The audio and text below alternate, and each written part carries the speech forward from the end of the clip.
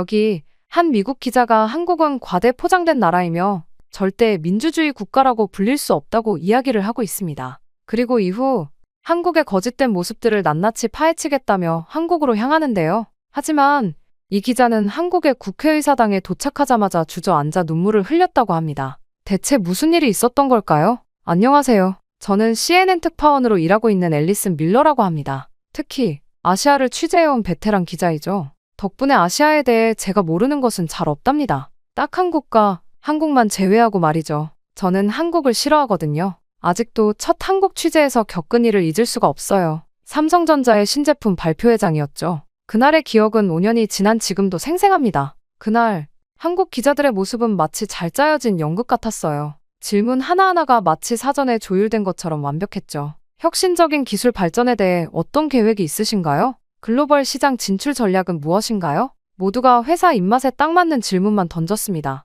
그때 제가 손을 들었죠. 최근 제기된 하청업체 노동자 인권 문제에 대해 어떻게 생각하시나요? 순간 회견장이 얼어붙었어요. 임원의 얼굴이 굳었고 현지 기자들은 마치 제가 금기를 깨뜨린 사람처럼 쳐다봤죠. 그 후로 모든 게 달라졌습니다. 프레스룸에서는 누구도 제게 말을 걸지 않았어요. 심지어 평소 친하게 지내던 한국 기자들조차 저를 피했죠. 하지만 진짜 충격적인 일은 그날 밤에 일어났습니다. 호텔로 돌아와 노트북을 켰을 때 모든 파일이 암호화되어 있었고 화면에는 다음번엔 더 조심하시죠라는 메시지가 떠 있었어요. 취재 자료, 인터뷰 녹음본, 5년간 모아온 아시아 특파원 자료까지 모두 사라졌죠. 그날 이후 저는 한국을 과대포장의 나라라고 불렀습니다. 민주주의를 외치면서 이런 언론의 자유를 완전히 탄압하고 있다니 이게 말이나 되는 일인가요? 결국 그 일 이후로 저는 한국과 관련된 모든 것을 거부했어요. 뉴욕 본사에서 한국 관련 기사가 올라오면 바로 삭제했고 한국 제품은 일절 구매하지 않았죠. 심지어 작년에는 LA 지사에서 제안한 한국 문화 특집 다큐멘터리 연출도 거절했어요. 전 더 이상 허상을 팔지 않습니다. 라고 단호하게 말했죠. 도쿄나 타이베이 특파원직은 서로 하겠다고 했지만 서울만큼은 모두가 꺼렸어요. CNN 아시아 지부에서는 제가 겪은 일이 일종의 도시전설처럼 떠돌았거든요. 진실을 파헤치려 했다가 해킹당한 기자 이야기. 어떤 동료는 농담 삼아 앨리슨의 트라우마 라고 부르기도 했습니다. 그러다 보니 저는 한국에 대해 냉소적인 기사만 써왔어요. 한국의 경제성장? 재벌들의 허상이죠. K-팝의 세계적 인기. 정부 주도의 문화 세탁이고요. 민주주의의 발전. 그저 서구 언론을 위한 쇼일 뿐이라고 생각했습니다. 그리고 40대에 접어든 지금 저는 CNN의 아시아 담당 수석 특파원으로서 내로라 하는 특종들을 해왔습니다. 중국 정부의 비밀 문건을 폭로하고 일본 경제 위기의 실체를 파헤치고 태국 민주화 운동의 최전선에서 실시간 중계를 했죠. 특히 지난달 홍콩 민주화 시위 현장 취재로 피바디 상 후보에 오르기도 했고요. 그래서 편집장실에 들어섰을 때 저는 자신만만했어요. 아마도 베이징이나 도쿄발 특종 제안이겠거니 했죠. 하지만 그때는 몰랐습니다. 아주 충격적인 일이 일어날 것이라는 걸 말이죠. 앨리슨, 이번엔 한국이네. 들어가자마자 들린 말에 순간 제 온몸이 얼어붙었습니다. 농담하시는 거죠? 제가 그 나라를 또 가야 한다고요? 편집장은 책상 위에 놓인 태블릿을 제게 건넸어요. 화면에는 한국의 최근 정세 자료들이 가득했습니다. 최근 한국에서 일어나는 변화가 심상치 않아. 시민들의 목소리가 커지고 있지. 우리 CNN이 이걸 놓칠 순 없네. 저는 태블릿을 책상에 던지듯 내려놓았어요. 다른 기자를 보내세요. 전 절대 안 갑니다. 자네와 달리 한국에 진짜 민낯을 아는 기자가 있던가? 편집장이 자리에서 일어났습니다. 5년 전 그 사건으로 한국을 가장 잘 아는 기자가 된 걸세. 그들의 위선을 폭로할 수 있는 최고의 적임자라고. 또 삼성이나 현대 같은 재벌들의 홍보성 기사를 쓰라는 거겠죠? 아니면 이번엔 정부 선전이라도 도와줘야 하나요? 편집장은 서류 하나를 책상 위에 올려놓았어요. 이건 다음 달 표지 특집 기사야. 아시아의 새로운 물결, 민주주의의 최전선. 자네가 맡았으면 하네. 제 심장이 멈추는 것 같았습니다. 표지 특집은 모든 특파원들이 꿈꾸는 기회였죠. 게다가 이번 특집은 본사 발령을 결정짓는 중요한 기사였어요. 하지만 왜 하필 한국입니까? 최근 아시아에서 가장 역동적인 변화가 일어나는 곳이 한국이야. 자네의 냉철한 시각으로 그들의 실체를 파헤쳐주게. 과연 그들이 말하는 민주주의가 진짜인지. 결국 저는 마지못해 수락했어요. 3일이면 충분합니다. 어차피 그들의 허상을 벗기는 데는 그 정도면 되겠죠. 서류 가방에 노트북을 넣으며 저는 이미 기사 제목까지도 정해두었습니다. 민주주의의 가면을 쓴 동아시아의 가짜 별. 비행기 티켓을 예약하면서도 지난번처럼 또 해킹이나 당하는 것 아닌지 의심스러웠죠. 공항으로 향하는 택시 안에서 저는 과거의 기억을 떠올렸어요. 프레스룸에서 저를 향했던 차가운 시선들, 호텔 직원의 의심스러운 태도, 그리고 해킹당한 노트북. 이번에도 비슷한 일을 겪게 되겠지만 이번엔 준비가 되어 있었습니다. 앨리슨 밀러가 어떤 사람인지 보여주마. 이번엔 당신들의 위선을 세상에 폭로하고 말 테니. 비행기에 오르면서도 저는 분노와 복수심으로 가득 차 있었어요. 하지만 그때는 몰랐죠. 제가 곧 마주하게 될 충격적인 진실과 그로 인해 제 인생이 완전히 뒤바뀌게 될 거라는 것을. 인천행 비행기는 예상보다 일찍 착륙했습니다. 창밖으로 보이는 공항은 5년 전과 다름없어 보였어요. 여전히 허세 가득한 외관이군. 저는 비웃듯 중얼거렸죠. 하지만 비행기에서 내리는 순간부터 뭔가 달랐어요. 입국장으로 향하는 길에서 처음 마주친 건 얼굴 인식 자동 출입국 시스템이었습니다. 여권을 보여줄 필요도 없이 걸어가는 것만으로도 신원이 확인되더군요. 뉴욕 JFK 공항에서도 아직 시범 운영 중인 기술이었는데 말이죠. 우연이겠지. 입국장을 빠져나오자 이번엔 자율주행 로봇이 제 앞에서 청소를 하고 있었어요. 사람들 사이를 유연하게 피해 다니며 쓰레기를 치우는 모습이 마치 살아있는 생명체 같았죠. 그때 옆을 지나가던 또 다른 로봇이 실례합니다 라며 길을 비켜달라고 하더군요. 수화물을 운반하는 로봇이었습니다. 제 캐리어가 조금 무거웠는지 헐떡이며 끌고 있었는데 항공항 직원이 달려와 도와주겠다고 했어요. 거절했지만 그는 끝까지 배웅하며 안부를 물었죠. 장시간 비행하시느라 피곤하시죠? 이쪽이 엘리베이터고 저쪽이 에스컬레이터입니다. 편하신 걸로 이용하세요. 이런 친절은 진심일까? 수화물 찾는 곳에서는 스마트폰 하나로 모든 게 해결되었어요. 제 짐이 언제 나오는지, 어느 벨트로 나오는지, 심지어 짐이 벨트에 올라오는 순간 알림까지 왔습니다. 옆에서 한 외국인이 짐을 못 찾겠다며 당황해하자 주변 사람들이 먼저 나서서 도와주더군요. 누가 시킨 것도 아닌데 말이에요. 가장 인상적이었던 건 공항 내 디지털 사이니지였어요. 제가 지나갈 때마다 진행 방향을 따라 실시간으로 길 안내가 바뀌었고 심지어 제가 찾던 카페의 위치까지 알려주더군요. 마치 제 마음을 읽기라도 한 듯했죠. 화장실에 들렀을 때는 더 놀라웠습니다. 변기마다 설치된 디스플레이가 실시간으로 청소 상태를 보여주고 있었고 심지어 혼잡도까지 알려주더군요. 세면대 위에 거울은 스마트 미러였는데 날씨 정보는 물론 공항 내 실시간 정보까지 보여줬어요.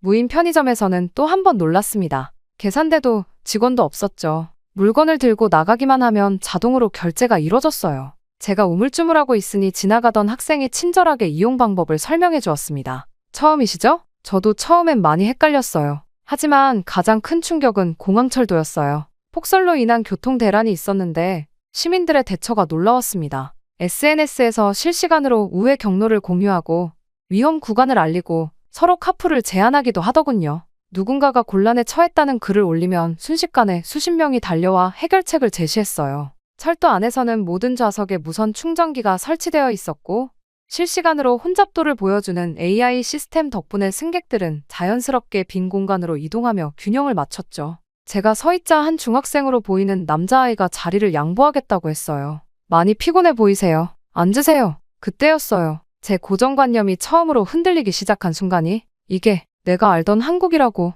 저도 모르게 중얼거린 말이었는데 옆자리 할머니가 따뜻하게 웃으며 영어로 대답하셨어요. 많이 달라졌지요? 우리도 적응하느라 바빴답니다. 하지만 사람 사는 건 그때나 지금이나 똑같아요. 서로 돕고 배려하는 거지요. 서울역으로 향하는 동안 저는 준비해온 기사 개요를 다시 읽어보았어요. 민주주의의 가면을 쓴 동아시아의 가짜 별. 처음으로 이 제목이 불편하게 느껴지기 시작했습니다. 하지만 저는 아직도 의심을 거두지 못했어요. 이건 분명 빙산의 일각일 거야. 화려한 표면 아래 숨겨진 진실이 있을 거라고. 그때까지만 해도 저는 몰랐습니다. 제가 목격한 이 모든 것이 빙산의 일각이라는 건 맞았지만 제가 생각한 것과는 정반대의 의미로 그리고 곧 더 큰 충격이 저를 기다리고 있다는 것도 말이에요. 호텔에 체크인하고 며칠이 지난 밤이었어요. 도착했을 때 그 완강한 편견이 무색하게도 한국은 제가 알던 모습과 너무나 달랐습니다. 특히 한 시민단체의 기업 비리 폭로 기자회견을 취재했는데 놀랍게도 어떤 방해도 없었어요.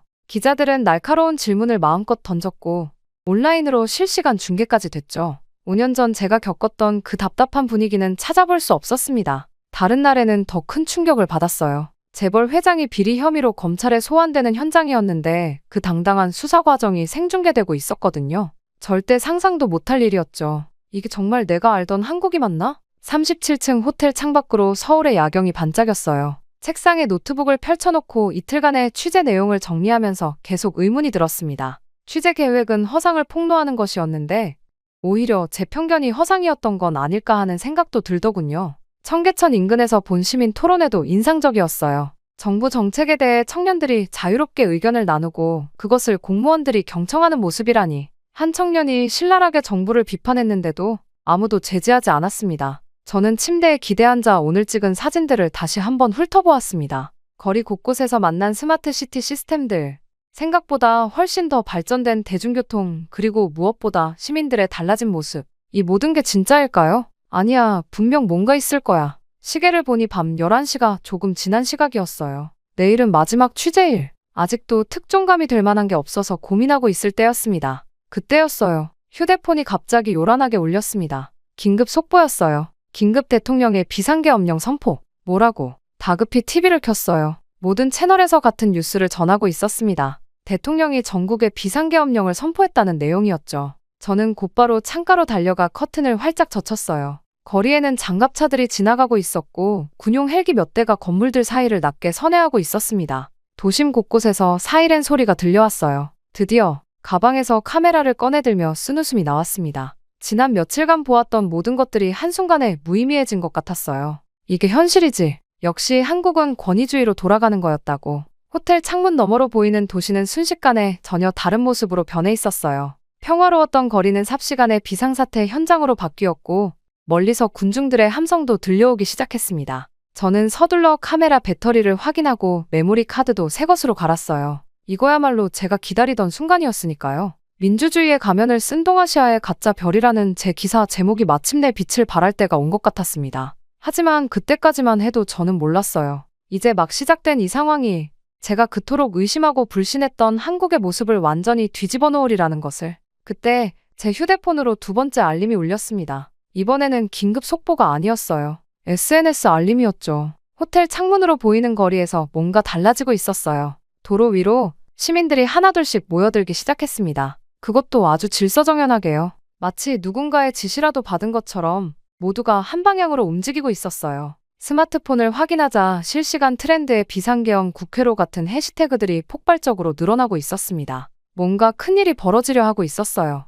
그리고 그때 멀리서 들려오는 함성 소리. 이건 분명 제가 예상했던 것과는 전혀 다른 상황의 시작이었습니다. 천천히 굴러가는 택시 안에서 저는 SNS 피드를 새로 고침했습니다. 국회로 해시태그가 폭발적으로 늘어나고 있었어요. 시민들은 서로의 위치를 공유하며 안전한 경로를 알려주고 있었죠. 국회의사당에 거리는 사람들로 가득했고 멀리서 들려오는 헬기 소리가 묘한 긴장감을 더했습니다. 차에서 내리자마자 저는 숨을 멈췄어요. 수많은 시민들이 물결처럼 움직이고 있었습니다. 그저 스마트폰 불빛만이 수천 개의 별처럼 반짝이고 있었어요. 어둠 속에서 그 광경은 마치 은하수처럼 보였습니다. 갑자기 사람들의 동요가 일어났어요. 국회의사당 정문 쪽에서 무언가가 벌어지고 있었습니다. 카메라를 들고 그쪽으로 달려갔죠. 달려가니 이미 계엄군들이 국회로 진입하려 하고 있었어요. 저는 셔터를 누를 준비를 했습니다. 이제 곧 강제 진압이 시작되겠지. 그러면 제가 예상했던 그런 장면이 펼쳐지겠지. 그때 기자들 사이로 한 중년 남성이 걸어왔습니다.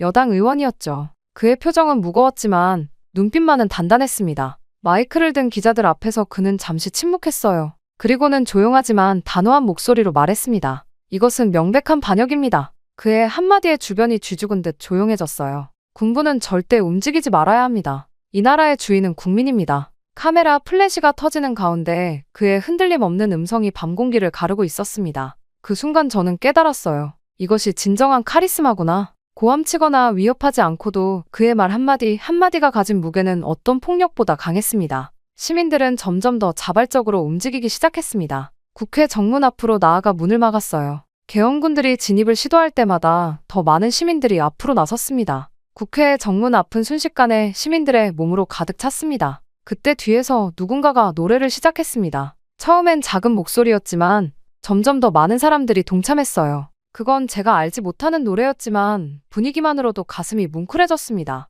밤이 깊어갈수록 더 많은 시민들이 모여들었습니다. 제 카메라에는 제 예상과는 전혀 다른 장면들이 담기고 있었어요. 큰 폭력도 혼란도 없었습니다. 대신 질서정연하게 하지만 단호하게 의회 민주주의를 지키려는 시민들의 모습만이 가득했죠. 자정이 훌쩍 넘어갈 무렵 소식이 들려왔습니다. 여야 의원들이 점점 더 모이기 시작했다는 거였어요. 계엄령 해제를 위한 표결이 이루어질 거라고 했습니다. 밤하늘을 가르는 헬기 소리 속에서도 시민들은 흔들림 없이 그 자리를 지켰어요. 그들의 눈빛에서 저는 처음으로 진정한 민주주의의 모습을 보았습니다. 제 편견이 얼마나 잘못되었는지를 깨닫는 순간이었죠. 그러다 의원들이 들어온다 라는 외침이 들렸어요. 시민들 사이로 술렁임이 퍼져나갔죠. 저는 본능적으로 카메라를 들었습니다. 처음에는 계엄군들이 의원들의 출입을 막았습니다. 몇몇 의원들은 국회 담장을 넘어야 했어요. 그러나 시민들의 저항이 계속되자 계엄군들도 결국 의원들의 출입을 막지 않았습니다. 이후 도착한 의원들은 정문을 통해 자연스럽게 들어갈 수 있었어요.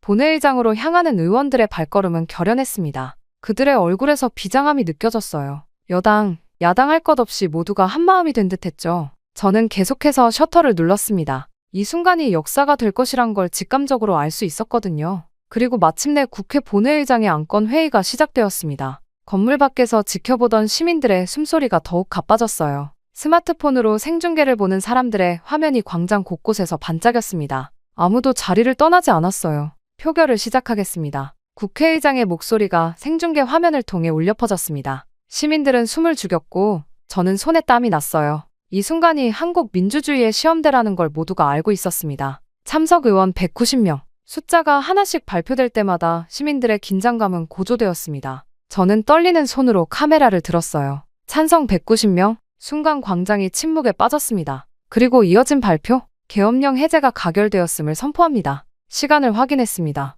비상계엄령이 선포된 지 정확히 2시간 48분이 지난 순간이었어요. 광장에 모인 시민들은 울었습니다. 하지만 그들의 눈물은 기쁨의 눈물이 아니었어요. 그건 안도감의 눈물이었고 승리의 눈물이었으며 무엇보다 민주주의를 지켜냈다는 자부심의 눈물이었습니다. 계엄군들은 천천히 철수하기 시작했어요. 시민들은 그들을 야유하지 않았습니다. 오히려 묵묵히 길을 열어주었죠. 저는 그 광경을 보면서 또 한 번 충격을 받았습니다. 이런 성숙한 시민의식이 가능하다니. 밤은 깊어갔지만 아무도 집으로 돌아가지 않았습니다. 대통령의 공식 선언을 기다려야 했거든요. 시민들은 여전히 광장을 지켰고 저는 계속해서 그들의 모습을 카메라에 담았어요. 잠들지 못한 채로 맞이한 새벽, 드디어 뉴스가 들어왔습니다. 대통령, 국회 계엄령 해제 가결 수용. 국민의 뜻 겸허히 받아들인다. 선포부터 해제까지 총 6시간. 그 시간 동안 한국은 세계의 민주주의의 진정한 의미를 보여주었습니다. 시민들은 마지막까지 평화적이고 질서정연했어요. 큰 폭력 한 번 없었고 과격한 구호 하나 들리지 않았습니다. 호텔로 돌아와 노트북을 펼쳐 CNN 뉴스룸에 첫 기사를 쓰기 시작했습니다. 한국의 시민들이 민주주의를 지켜냈다. 그들은 폭력 대신 질서를, 분노 대신 연대를, 혼란 대신 평화를 선택했다. 창밖으로 떠오르는 아침 해를 바라보며 마지막 문장을 적었습니다. 6시간, 그것은 단순한 시간이 아닙니다. 한국 민주주의의 새로운 이정표이자 세계 민주주의 역사의 길이 남을 순간입니다. 편집장의 첫 반응은 생각보다 더 뜨거웠어요. 기사를 보내고 10분도 채 되지 않아 전화가 왔습니다. 편집장 톰 핸더슨의 목소리는 흥분으로 가득했죠. 앨리슨, 이건 단순한 기사가 아니야. 우리가 지금까지 한국을 어떻게 봐왔는지 완전히 다시 생각하게 만드는 기사라고. 그의 말에 저는 잠시 숨을 골랐어요. 사실 이 기사를 쓰면서 제 안에 무언가가 완전히 바뀌었다는 걸 저도 느꼈거든요. 톰, 솔직히 말씀드리면 저도 이런 기사를 쓸 거라고는 상상도 못했습니다. 3일이면 충분하다고 생각했죠. 한국의 허상을 들춰내는 기사를 쓸 생각이었으니까요. 제 고백에 톰은 잠시 침묵했다가 말을 이었습니다. 그게 바로 이 기사가 가진 힘이야. 내가 직접 겪고, 보고, 느낀 것들이 생생하게 담겨 있어. 편집장의 말대로였어요. 그 6시간의 경험은 제가 15년 동안 쌓아온 모든 편견을 무너뜨렸습니다. 이제 저는 새로운 렌즈로 한국을 보고 있었죠. 호텔 창가에 서서 아침 러시아워로 분주한 서울거리를 바라봤어요. 출근하는 사람들의 발걸음은 평소와 다름없어 보였습니다. 하지만 저는 알고 있었죠. 이 평범해 보이는 일상 속에 얼마나 강인한 민주주의가 숨쉬고 있는지를요. 노트북으로 돌아와 후속 기사를 쓰기 시작했습니다. 이번에는 한국의 시민의식에 대한 심층 분석이었어요. 키보드를 두드리는 손가락이 멈추지 않았죠. 한국의 진정한 힘은 화려한 기술이나 경제력이 아닙니다. 그것은 바로 시민들의 성숙한 민주의식입니다. 그들은 자신들의 권리를 지키기 위해 싸울 줄 알지만 그 과정에서 결코 큰 폭력이나 혼란을 택하지 않았습니다. 이것이야말로 진정한 선진국의 모습이 아닐까요? 기사를 쓰면서 지난 며칠간의 기억이 스쳐 지나갔어요. 인천공항에 도착했을 때 그 오만했던 제 모습이 부끄러웠습니다. 과대포장의 나라라고 단정지었던 제 자신이 오히려 편견으로 포장된 저널리스트였던 거죠. 오후가 되자 세계 각국의 언론사에서 연락이 오기 시작했어요. 모두들 한국의 이번 사태에 대해 더 자세히 알고 싶어 했습니다. 저는 그들에게 제가 본 것을 있는 그대로 전했죠. 한국의 민주주의는 교과서적입니다. 하지만 그건 단순히 제도나 시스템의 문제가 아니에요. 시민들의 의식 속에 깊이 뿌리내린 민주주의 정신, 그리고 그것을 지키려는 강인한 의지가 있기 때문입니다. 호텔에 도착해서 저는 마지막 마무리 기사를 썼어요. 이번에는 제 개인적인 고백을 담았습니다. 저널리스트로서 15년을 살아왔지만 이번 한국에서의 경험은 제 인생을 완전히 바꾸어 놓았습니다. 우리는 때로 너무 쉽게 판단하고 너무 빨리 결론 내립니다. 하지만 진정한 저널리즘은 편견 없이 보고 겸손하게 배우며 진실을 찾아가는 여정이어야 해요. 한국은 저에게 그 소중한 교훈을 가르쳐 주었습니다. 마지막 문장을 쓰고 노트북을 덮으며 생각했어요. 이제 내일이면 다시 세계 곳곳에 현장을 누비는 특파원으로 돌아가겠죠. 하지만 더 이상 예전의 제가 아닙니다. 짐을 정리하면서 제가 한국에 처음 도착했던 날의 기억이 떠올랐어요. 그때 저는 얼마나 오만했었나요? 3일이면 충분해. 허상을 들춰내면 돼. 그렇게 쉽게 단정지었던 제 모습이 부끄러웠습니다. 호텔방을 나서기 전 마지막으로 창가에 섰어요. 서울의 밤거리가 반짝이고 있었습니다. 어제 그 은하수 같았던 휴대폰 불빛들이 떠올랐죠. 그리고 문득 취재 첫날 만났던 택시 기사님의 말씀이 생각났습니다. 외국 손님들이 우리나라를 처음 오시면 다들 놀라시더라고요. 근데 그게 겉모습이에요. 진짜 한국을 보려면 사람을 봐야 해요. 그때는 그 말씀이 과한 자부심처럼 들렸는데 이제야 그 의미를 진정으로 이해할 수 있었어요. 공항으로 가는 택시 안에서 저는 마지막 음성 메모를 녹음했습니다.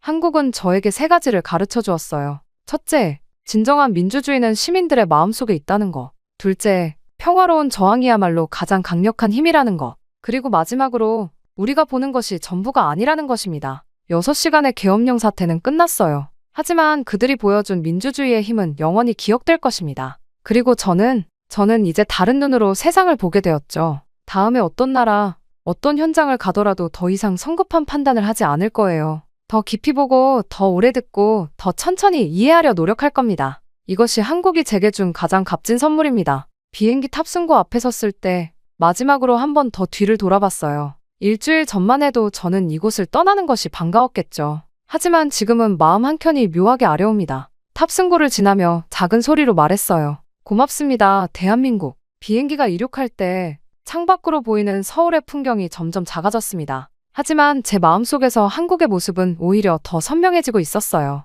그리고 저는 알았습니다. 이제 저는 진정한 저널리스트가 되어 돌아간다는 것을요. 그렇게 저희 한국 취재는 끝이 났습니다. 하지만 이것은 또 다른 시작이기도 했어요. 편견 없이 세상을 바라보는 새로운 여정의 시작이었으니까요. 이제 저는 매일 아침 뉴스를 쓸 때마다 그날 밤의 은하수 같은 휴대폰 불빛들을 떠올릴 겁니다. 그리고 기억할 거예요. 진정한 이야기는 언제나 우리가 미쳐보지 못한 곳에 있다는 것을. 한국이 제게 가르쳐준 그 소중한 진실을요.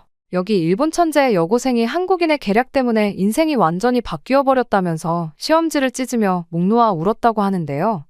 이 여고생은 복수하겠다며 한국인을 찾아갔다가 알게 된 충격적인 진실 때문에 며칠이고 정신을 차릴 수가 없었다고 합니다. 도대체 이 여고생은 무슨 이야기를 듣게 된 걸까요? 바로 사연 들어보겠습니다. 안녕하세요. 저는 시마즈 사쿠라입니다. 도쿄의 명문 고등학교에 다니는 평범한, 아니, 어쩌면 그리 평범하진 않은 고등학생이에요. 수학 경시대회 일본 대표이자 3대째 이어온 수학자 가문의 후계자니까요. 사람들은 제 소개를 들으면 부러워하곤 해요. 도쿄대 수학과 교수인 아버지와 일본 수학계의 명사인 할아버지를 두었으니까요. 하지만 저를 잘 아는 친구들은 가끔 이렇게 말하죠. 사쿠라는 왜 저렇게 차갑게 변했을까? 하면서요. 사람들은 제게 자주 묻습니다. 정말로 그 일이 있고 난 뒤로 한 번도 그 아이를 미워하지 않았다는 게 사실이에요? 하고요. 네, 사실이에요. 도서관에서의 그 우연한 발견이 제 인생을 완전히 뒤바꿔 놓았으니까요. 이런 질문들을 정말 많이 받았어요. 하지만 그때마다 저는 살짝 미소를 지으며 대답했죠. 직접 겪어보지 않으면 절대 이해할 수 없을 거예요. 이쯤 되면 제가 어떤 경험을 했는지 궁금하실 것 같네요. 그럼 이제부터 제 이야기를 들려드릴게요. 어릴 적부터 저는 수학이라는 숫자의 세계에 갇혀 있었다고 해도 과언이 아니에요. 시마즈가는 3대째 이어온 수학자 가문이었고 그 무게는 고스란히 제게 전해졌죠. 아버지는 도쿄대학 수학과의 교수, 할아버지는 수학계의 명사. 그래서 저에게는 선택의 여지가 없었는지도 모르겠어요. 유치원생 때부터 저희 집은 달랐어요. 다른 친구들이 학원에서 피아노를 배우고 미술을 배울 때 저는 집에서 할아버지와 함께 산수 문제를 풀어야 했죠. TV 보는 시간도 정해져 있었고 장난감도 대부분 수학과 관련된 것들이었어요. 사쿠라, 숙제는 다 했니? 네, 할아버지. 그럼 이 문제집도 한 단원 더 풀도록 하렴. 쉬고 싶다고 말하면 할아버지는 늘 같은 말씀을 하셨어요. 시마즈가의 아이가 될 자격이 있는지 생각해 보거라. 그렇게 초등학교에 들어가자 본격적인 특훈이 시작됐습니다. 학교가 끝나면 곧장 집으로 와서 수학 공부를 해야 했어요. 친구들과 놀고 싶을 때도 많았죠. 하지만 그럴 때마다 할아버지께서는 엄한 목소리로 말씀하셨어요. 넌 평범한 아이들과는 달라야 해. 시마즈가의 후계자니까. 가끔 몰래 만화책을 보다가 들키면 혼이 났어요. 아버지는 바쁘셔서 집에 잘 안 계셨지만 할아버지는 늘 제 곁에서 수학 공부를 감독하셨죠. 한 번은 방과 후에 친구들과 조금 놀다 들어왔다가 할아버지께 크게 혼난 적도 있어요. 내 나이 때 내 아버지는 이미 고등학교 수학을 공부하고 있었다. 그런 엄격한 교육 덕분이었을까요? 초등학교 4학년 때 전국 수학 경시대회에서 우승했어요. 하지만 기뻐할 새도 없었죠. 할아버지는 더 어려운 문제집을 사오셨고 아버지는 밤늦게 귀가하실 때마다 제 공부 진도를 체크하셨으니까요. 중학교 2학년 때 수학대회 일본 대표로 선발되었을 때도 그저 해야 할 일을 한 것뿐이라고 생각했습니다. 은메달을 목에 걸고 돌아왔을 때 처음으로 할아버지의 눈시울이 붉어지는 걸 봤어요. 내 증조할아버지께서 살아계셨다면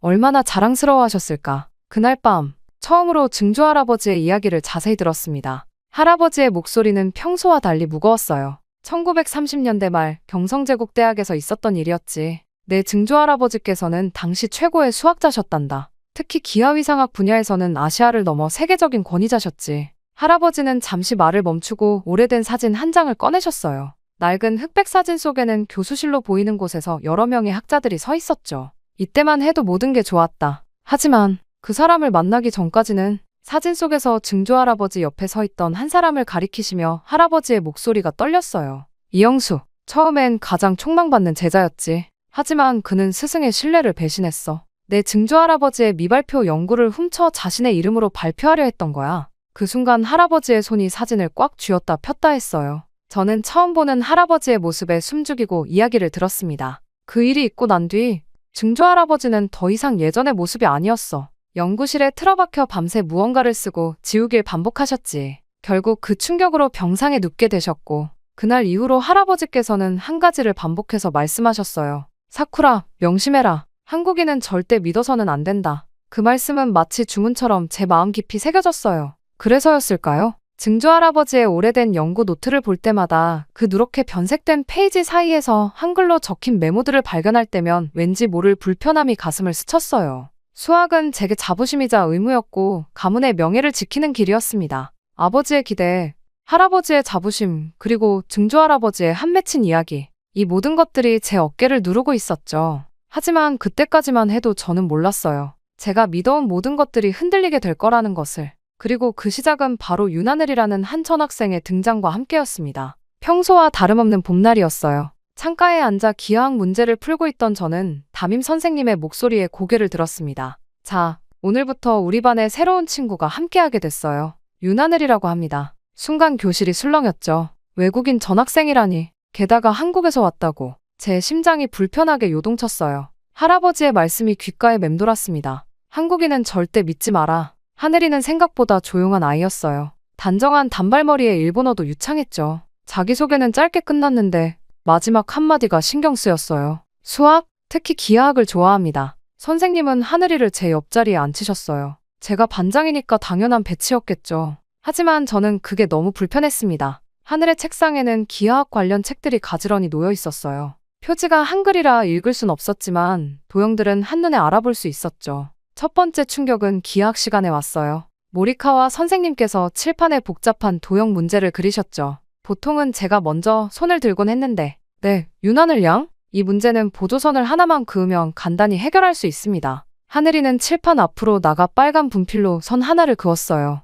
그러자 마치 마법처럼 복잡해 보였던 문제가 단순해졌죠. 저도 그 순간 하고 깨달았어요. 하지만 그게 더 불편했습니다. 훌륭하구나, 하늘 양. 이런 직관력은 정말 특별한데. 그때 선생님의 칭찬에 하늘은 수줍게 웃었어요. 하지만 제 귀에는 그 웃음이 거만하게 들렸죠. 그날 수업이 끝날 때까지 하늘은 모든 증명 과정을 완벽하게 설명했어요. 마치 교과서를 읽어주듯이. 점심시간 친구들이 하늘이에게 몰려들었어요. 대단하다. 어떻게 그렇게 바로 풀이가 보이는 거야? 한국에서도 수학 잘했어. 아, 그냥 할머니께서 어릴 때부터 가르쳐 주셔서요. 할머니가 수학 교수셨거든요. 그 말에 저도 모르게 귀가 쫑긋해졌어요. 할머니가 수학 교수라니. 방과 후 도서관에서 공부하려는데 하늘이가 다가왔어요. 저기, 시마즈? 혹시 이 증명 과정에 대해 의견을 나눠볼 수 있을까? 순간 할아버지의 목소리가 머릿속에 울렸습니다. 사쿠라, 절대로. 미안해. 난 혼자 공부하는 게 편해서. 차갑게 내뱉은 제 말에 하늘이의 표정이 살짝 굳었어요.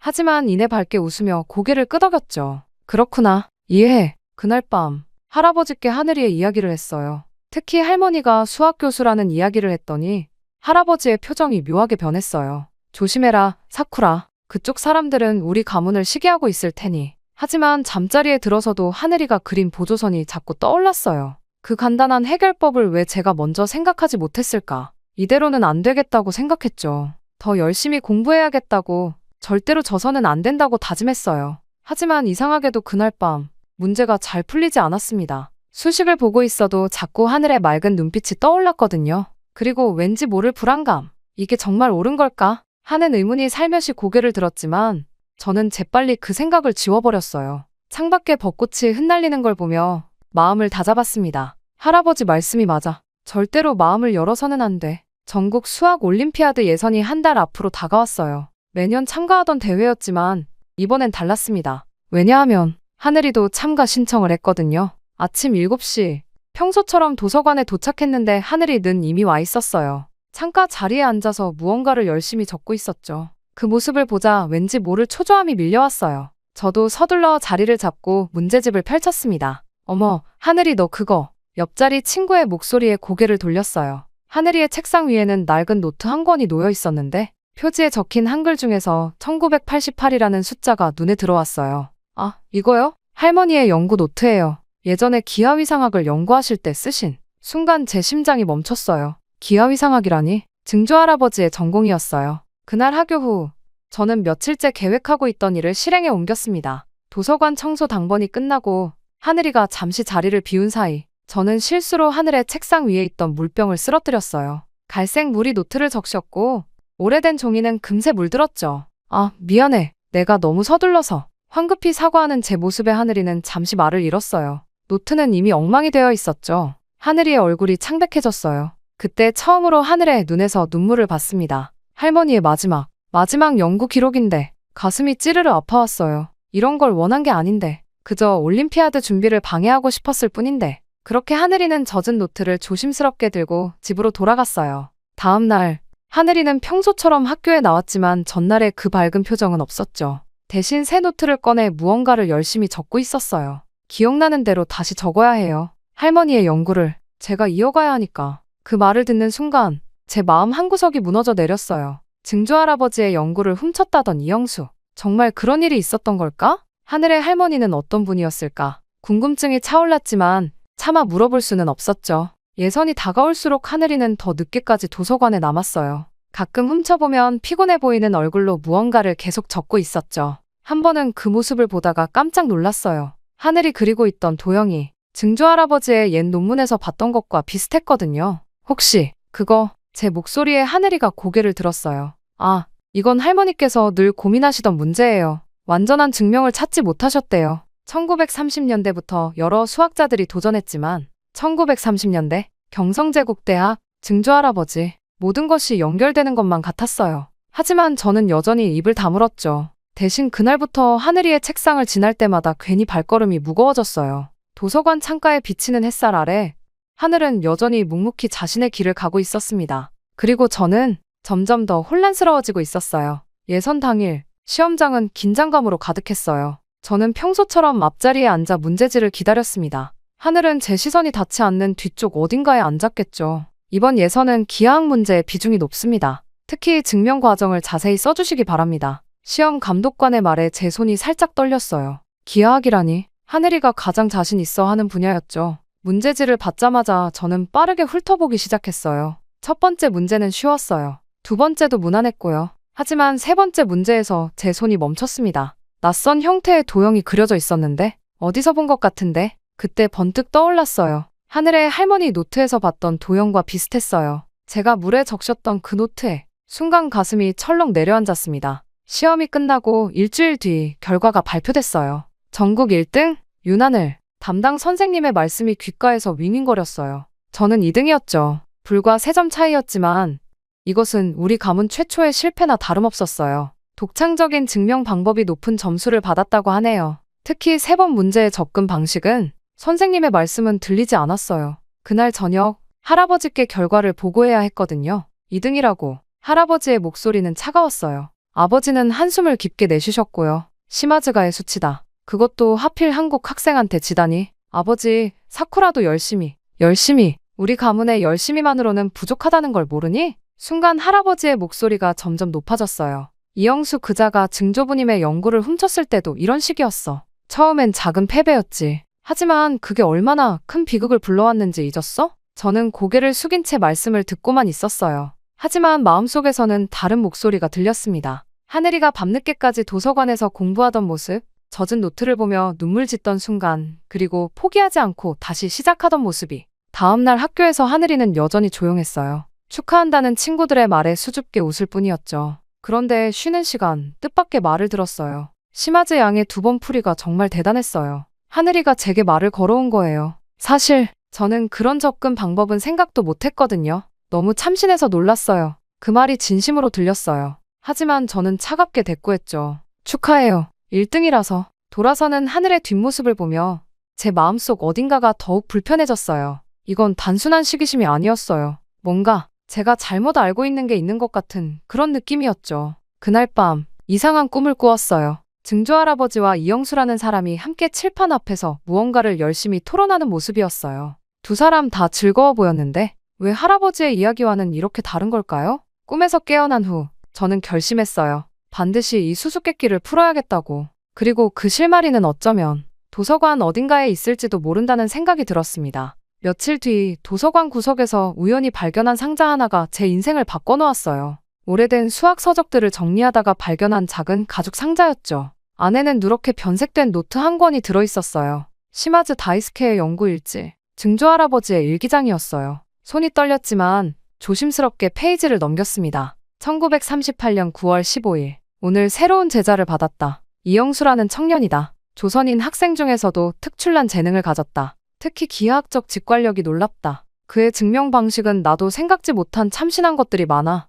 1939년 3월 20일. 영수와 함께 새로운 이론을 발견했다. 그의 독창적인 접근이 내 연구에 신선한 바람을 불어넣어 주었다. 이제 그를 단순한 제자가 아닌 동료로 여기게 되었다. 1939년 8월 10일. 오늘도 밤늦게까지 영수와 연구실에서 토론했다. 그와 이야기를 나누다 보면 시간 가는 줄 모른다. 우리는 서로 다른 시각으로 문제를 바라보지만 그것이 오히려 더 완벽한 해답을 만들어낸다. 손이 떨려왔어요. 이건 할아버지께서 들려주신 이야기와는 전혀 달랐어요. 배신자라고 하셨던 이영수는 증조할아버지의 일기 속에서는 신뢰하는 동료로 그려져 있었으니까요. 그런데 갑자기 일기의 톤이 바뀌었어요. 1940년 1월 5일. 전쟁의 그림자가 짙어진다. 대학에도 감시의 눈이 늘었다. 영수와의 공동 연구가 문제가 될까 두렵다. 그를 보호하기 위해서라도. 1940년 2월 15일. 결국 영수가 체포되었다. 독립운동과 연관되었다는 죄목이다. 그가 떠나기 전 나에게 맡긴 연구 노트. 이걸 어떻게 해야 할지.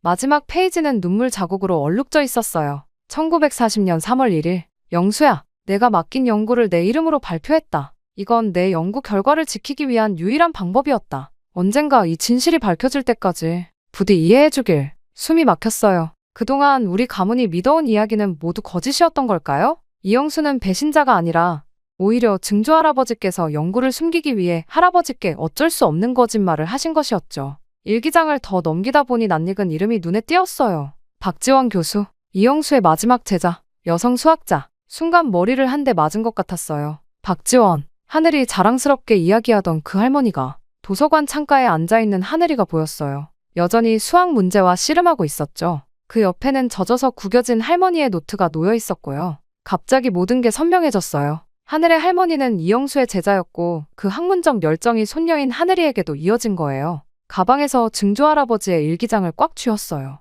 이제 어떻게 해야 할까? 할아버지께 이 사실을 알려야 할까? 하늘이에게 사과해야 할까? 그때 하늘이가 제 쪽을 바라봤어요. 해 진력해 붉은 빛이 그의 얼굴을 비추고 있었죠. 문득 증조할아버지와 이영수가 함께 연구하던 그 시절이 떠올랐어요. 두 사람은 진정한 학문의 동반자였을 텐데 전쟁이라는 시대의 비극이 그들의 우정을 갈라놓은 거예요. 일기장을 품에 안은 채 저는 오랫동안 생각에 잠겼습니다. 이제 무언가가 바뀌어야 할 때인 것 같았어요. 그날 이후로 하늘이를 바라보는 제 시선이 달라졌어요. 더 이상 경계하고 견제해야 할 대상이 아니라 이해하고 싶은 누군가가 되어 있었죠. 특히 하늘이가 문제를 풀 때의 모습이 자꾸 눈에 들어왔어요. 수학을 대하는 태도가 순수하고 진지했거든요. 한 번은 쉬는 시간에 하늘이가 혼자 칠판 앞에서 무언가를 열심히 쓰고 있는 걸 보았어요. 이렇게 하면, 아니, 이건 아니야. 할머니라면 어떻게 접근하셨을까? 그 모습을 보고 있자니 증조할아버지의 일기에서 읽었던 구절이 떠올랐어요. 영수는 언제나 순수했다. 그저 진리 자체를 추구하는 자세. 그것이 내가 그를 신뢰한 이유였다. 저기, 혹시 도움이 필요하니? 제가 먼저 말을 걸었어요. 하늘이는 잠시 놀란 표정을 지었지만 이내 밝게 웃었죠. 아, 시마즈, 이 부분이 잘 안 풀려서 타원과 쌍곡선이 만나는 지점에서 하늘의 설명을 들으며 칠판을 바라보았어요. 문제 자체도 흥미로웠지만 더 놀라웠던 건 하늘의 접근 방식이었어요. 마치 증조할아버지의 일기에서 봤던 이영수의 모습처럼 전혀 다른 각도에서 문제를 바라보고 있었거든요. 여기에 보조선을 그으면 어떨까? 아, 그렇네요. 이런 접근은 생각도 못했어요. 그렇게 우리는 점점 대화에 빠져들었어요. 서로 다른 풀이 방법을 제안하고 때로는 틀린 점을 지적하면서요. 시간이 어떻게 흘러갔는지도 모를 만큼 열중했죠. 역시 시마즈는 대단해. 이렇게 체계적으로 증명하다니. 너도 기하학적 직관력이 정말 놀라워. 그제야 알았어요. 우리는 서로를 보완할 수 있는 사이라는 걸. 제가 부족한 부분을 하늘이 채워주고 하늘이 놓친 부분을 제가 잡아줄 수 있다는 걸요. 시마즈, 혹시 이거 본 적 있어? 하늘이가 조심스럽게 한 장의 논문을 꺼냈어요. 놀랍게도 그건 증조할아버지와 이영수가 함께 연구하던 문제였어요. 완성되지 못한 증명이 아직도 수학계의 난제로 남아있다고 하더군요. 할머니께서 평생 이 문제를 연구하셨대요. 해결하진 못하셨지만 언젠가는 꼭 증명하고 싶어요. 순간 하늘이의 눈빛이 반짝였어요. 그 순간 저는 깨달았죠. 우리가 싸워야 할 대상은 서로가 아니라는 걸. 진정한 도전은 이렇게 미해결된 수학의 비밀을 푸는 것이라는 걸요. 하늘씨, 미안해. 네? 그때 노트 일부러 그랬던 거. 용서해줘. 하늘이는 잠시 말이 없었어요. 하지만 이내 따뜻한 미소를 지었죠. 저도 알고 있었어요. 하지만 시마즈 양이 먼저 사과해주니 기뻐요. 그날 저녁 할아버지의 방 앞에서 한참을 망설였어요. 증조할아버지의 일기를 보여드려야 할까? 아직은 때가 아닌 것 같았어요. 그 전에 먼저 하늘과 함께 그들의 미완성된 연구를 완성하고 싶었거든요. 창밖으로 보이는 달빛이 유난히 밝았어요. 마치 증조할아버지와 이영수 선생님이 저희를 지켜보고 계신 것 같았죠. 기다려주세요. 저희가 꼭 완성해 보일게요. 그렇게 시간이 흘렀고 전국 본선 대회가 열리는 날이었어요. 이번에는 2인 1조로 팀을 이뤄 문제를 해결하는 방식이었죠. 당연히 하늘과 제가 한 팀이 됐어요. 대회장에 들어서자 긴장감이 감돌았어요. 특히 마지막 문제는 1시간 동안 두 사람이 함께 풀어야 하는 고난도 증명 문제라고 했죠. 하늘의 손이 살짝 떨리는 게 보였어요. 괜찮아. 우리 잘할 수 있어. 제가 먼저 하늘의 손을 잡아주었어요. 한 달 전만 해도 상상도 못했을 일이죠. 하지만 지금의 저희는 달랐어요. 시험이 시작됐어요. 처음 세 문제는 순조롭게 풀어나갔죠. 그러다 어느덧 마지막 문제를 풀어야 하는 순간이 왔습니다. 저는 숨을 들이켰어요. 이건 증조할아버지와 이영수 선생님의. 그래요. 그분들이 미처 완성하지 못했던 문제의 변형된 버전이었어요. 시험 출제자가 우연히 선택한 것일 테지만 하늘이나 저에게는 특별한 의미가 있었죠. 하늘아, 여기 봐. 할아버지 일기장에서 봤던 접근법을 응용하면 맞아. 그리고 할머니 노트에서 본 보조 정리를 더하면 저희는 마치 오케스트라의 연주자들처럼 호흡을 맞췄어요. 제가 놓친 부분을 하늘이 채우고 하늘이 막힌 부분을 제가 이어받았죠. 그리고 그 과정에서 무언가 특별한 것을 발견했어요. 시마즈, 이걸 봐. 이 방법이라면 그래, 이걸로 원래 문제도 해결할 수 있을지도. 남은 시간 동안 저희는 정신없이 증명을 완성해 나갔어요. 마지막 결론을 쓸 때는 두 사람 다 손이 떨렸죠. 이건 단순한 시험 문제의 해결이 아니었으니까요. 80년 전 두 수학자가 꿈꾸었던 그 증명의 실마리를 저희가 찾아낸 거였어요. 이번 대회에서 특별한 발견이 있었습니다. 그때 시상식장에서 심사위원장님이 말씀하셨어요. 시마즈 사쿠라, 윤하늘 팀이 제출한 마지막 문제의 풀이는 수학계의 오랜 난제에 대한 새로운 통찰을 제공했습니다. 저희는 공동 우승을 했어요.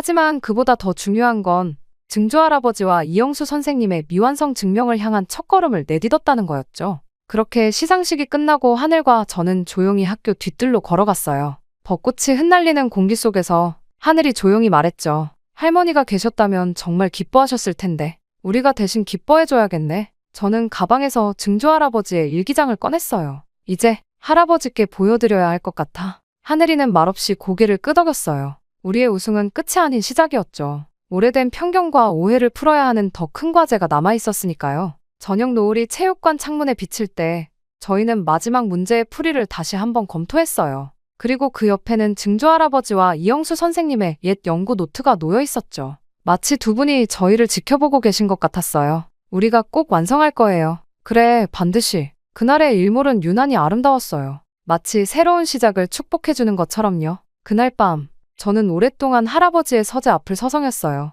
손에는 증조할아버지의 일기장을 꼭 쥐고 있었죠. 몇 번이나 노크하려다 멈췄다가 결국 용기를 내어 문을 두드렸습니다. 들어오너라. 그렇게 할아버지는 항상 그러시듯 책상 앞에 앉아 계셨어요. 오늘따라 등이 더 굽어 보이셨죠. 할아버지, 보여드릴 게 있어요. 떨리는 손으로 일기장을 내밀었어요. 할아버지는 잠시 일기장을 바라보시더니 천천히 손을 뻗으셨죠. 이건 아버님의. 할아버지의 목소리가 떨렸어요. 페이지를 넘기시는 손길도 조심스러웠죠. 그리고 이영수 선생님에 대한 기록이 나오자 할아버지의 얼굴이 굳어졌어요. 이건 거짓이다. 분명 이영수가. 할아버지, 제가 더 찾아봤어요. 가방에서 오래된 신문 스크랩들을 꺼냈어요. 하늘의 할머니, 박지원 교수님이 쓰신 논문들도요. 거기엔 이영수 선생님과 증조할아버지의 공동 연구에 대한 언급이 있었어요. 그리고 이건 오늘 대회에서 하늘이랑 같이 발견한 거예요. 마지막 문제의 풀이를 보여드렸어요. 증조할아버지와 이영수 선생님의 미완성 증명에 대한 새로운 접근법이었죠. 할아버지는 한참 동안 말씀이 없으셨어요. 그러다 천천히, 아주 천천히 입을 여셨죠. 나는 내가 아버님의 한을 풀어드려야 한다고 생각했다. 그래서 이영수라는 사람을 원망했고 그의 제자였던 박지원이라는 사람도 그의 손녀인 하늘이라는 아이도. 할아버지의 눈가에 눈물이 고였어요. 하지만 이건 내가 만들어낸 한이었던 거니? 할아버지, 그래, 이제야 기억이 나는구나. 어릴 적 아버님께서 자주 하시던 말씀이 영수는 내 평생의 동료였다고. 할아버지는 천천히 일어나 책장으로 걸어가셨어요. 거기서 오래된 액자 하나를 꺼내셨죠. 먼지를 닦아내자 증조할아버지와 이영수 선생님이 함께 찍은 사진이 나왔어요. 전쟁이 모든 걸 망쳐놓았구나. 진실도, 우정도. 하지만 이제 다시 시작할 수 있어요. 할아버지, 하늘이랑 저는 이미. 할아버지의 눈빛이 달라졌어요. 마치 오랜 어둠이 걷히는 것 같았죠. 내가 그 애와 함께 이 증명을 완성했다고. 네, 아직 완벽하진 않지만 증조할아버지와 이영수 선생님이 가고자 했던 길을 찾은 것 같아요. 할아버지는 오랫동안 창밖을 바라보셨어요. 밤하늘에 떠있는 별들이 유난히 밝아 보였죠. 사쿠라야, 네, 할아버지, 미안하다. 그리고 고맙다. 그날 밤 늦게까지 할아버지와 이야기를 나눴어요. 처음으로 증조할아버지의 진짜 이야기를, 전쟁 전의 이야기를 들을 수 있었죠. 그리고 할아버지의 마지막 말씀이 아직도 생생해요. 내일 그 아이를 우리 집으로 초대하거라. 박지원 교수의 손녀라. 나도 그 아이의 할머니 이야기가 듣고 싶구나. 창밖에서 바람이 불어왔어요. 마치 오래된 한숨이 날아가는 것 같았죠. 그리고 저는 알았어요. 새로운 시작이 될 거라는 걸. 네, 할아버지. 하늘이 분명 좋아할 거예요. 제가 처음으로 하늘을 우리 집에 초대한 날은 봄비가 부슬부슬 내리고 있었어요. 하늘은 조금 긴장한 듯 보였지만 품에 안고 온 할머니의 연구 노트만큼은 꼭 쥐고 있었죠. 어서 오너라. 할아버지의 목소리는 어색했지만 따뜻했어요. 하늘은 공손하게 인사를 했고 저는 그 모습을 보며 가슴이 뭉클해졌어요. 바로 얼마 전까지만 해도 상상할 수 없었던 장면이니까요. 이건 할머니의 마지막 연구 노트인데. 아, 박지원 교수의. 할아버지는 조심스럽게 노트를 받아들었어요. 페이지를 넘기시다가 문득 손을 멈추셨죠. 이 필체는 이영수 선생의. 네, 할머니께서 이영수 선생님의 마지막 제자셨대요. 그리고 이 노트에는 하늘이는 이야기를 시작했어요. 할머니가 들려주신 이영수 선생님과의 추억, 그리고 증조할아버지에 대한 이야기들. 놀랍게도 그 이야기 속의 증조할아버지는 항상 따뜻한 분이셨어요. 선생님께서는 늘 말씀하셨대요. 시마즈 교수님은 진정한 스승이자 친구였다고. 그 순간 할아버지의 눈시울이 붉어졌어요. 하늘은 계속해서 할머니의 이야기를 들려주었죠. 수학에 대한 순수한 열정, 어려운 시기에도 포기하지 않았던 학문에 대한 의지, 그리고 언젠가는 두 스승의 미완성 연구를 완성하고 싶다는 꿈까지. 그 꿈을 제가 이어받았어요. 그런데 시마즈 양을 만나고 나서야 그게 가능할 것 같다는 생각이 들었어요. 저는 살짝 놀랐어요. 하늘도 저와 같은 생각을 하고 있었다니. 그날 저녁 아버지도 일찍 귀가하셨어요. 처음에는 어색했지만 수학 이야기가 시작되자 분위기가 한결 부드러워졌죠. 특히 하늘과 제가 발견한 새로운 증명 방법에 대해 이야기할 때는 아버지의 눈이 반짝반짝 빛났어요. 놀랍구나. 너희 둘이 이걸 발견하다니. 식사 자리에서 하늘의 어머니께 전화가 왔어요. 할아버지께서 직접 받으셔서 다음 주말에 식사를 함께 하자고 초대하셨죠. 박지원 교수님의 딸이시라니. 이야기 나누고 싶은 게 많구나. 그날 밤 하늘이를 배웅하면서 할아버지께서 먼저 말씀하셨어요. 다음에 또 오거라. 내 할머니 이야기를 더 듣고 싶구나. 돌아서는 하늘이의 눈가에 눈물이 고였어요. 저도 같은 마음이었죠. 집으로 돌아와 제 방에 앉아 있는데 책상 위에 증조할아버지 사진이 달라 보였어요. 왠지 미소 짓고 계신 것 같았달까요? 그렇게 시간이 흘렀고 어느새 봄이 끝나가고 있었습니다. 창밖으로는 벚꽃 잎이 날렸어요. 봄이 깊어가는 하늘은 유난히 맑았죠. 할아버지께서는 요즘 자주 웃으세요. 특히 하늘이가 우리 집에 와서 수학 이야기를 할 때면 마치 옛 친구를 만난 것처럼 즐거워하시죠. 사쿠라, 하늘아, 네, 할아버지. 너희들이 진정한 수학의 의미를 알게 해주었구나. 할아버지의 서재에는 이제 새로운 사진이 걸렸어요. 증조할아버지와 이영수 선생님의 옛 사진 옆에 하늘과 제가 함께 찍은 사진이요. 80년의 시간을 뛰어넘어 같은 자리에서 같은 꿈을 꾸고 있는 저희들의 모습이요. 시마즈, 여기 이 부분.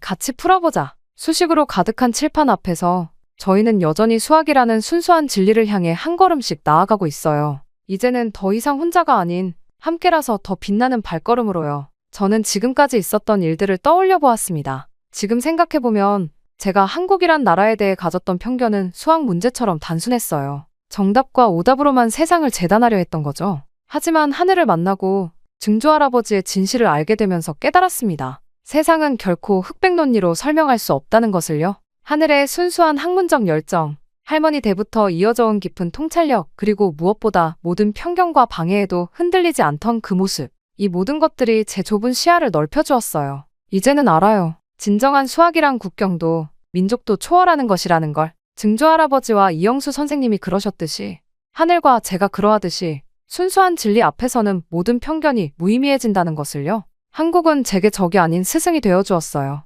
마음을 열면 더 넓은 세상이 보인다는 것, 서로 다른 시각이 만날 때 더 아름다운 해답이 나온다는 것, 그리고 무엇보다 진정한 우정은 어떤 역사적 상처도 치유할 수 있다는 것을 가르쳐 주었으니까요.